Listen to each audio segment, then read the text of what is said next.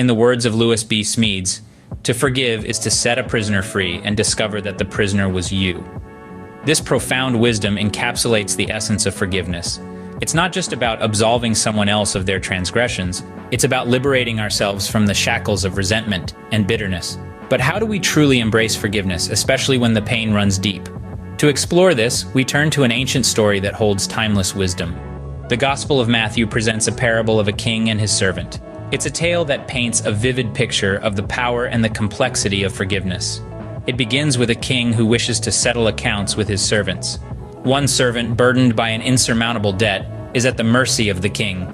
His plea for leniency sets the stage for a profound lesson, one that transcends time and culture. And so begins the parable of the unforgiving servant, a story that resonates deeply with our lives today. Jesus likened the kingdom of heaven to a king who wished to settle accounts with his servants. One of these servants had accumulated a debt so massive that repayment seemed utterly impossible. The weight of this debt hung heavy on the servant's shoulders, a constant reminder of his failure and desperation.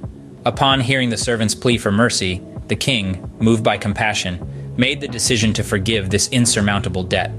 It was a demonstration of grace beyond measure, a mercy as deep as the debt itself. This act of forgiveness was like a fresh breath of life to the servant, a chance to start anew, free from the burden that had once threatened to crush him. However, as the parable continues, we find that the servant, having just experienced such extraordinary mercy, encounters a fellow servant who owes him a small sum, a mere fraction of what he himself had owed the king. Yet, the forgiven servant, now in the position to extend the same mercy shown to him, chooses instead to demand immediate payment. His heart, instead of being softened by the king's compassion, seems to have hardened. The forgiven servant forgets the grace he had received, and in doing so treats his fellow servant with contempt and lack of mercy. When the king learns of this, he is deeply troubled. The servant, who had been shown such extraordinary grace, failed to extend that grace to his fellow man. The disappointment in the king's voice is palpable as he confronts the servant.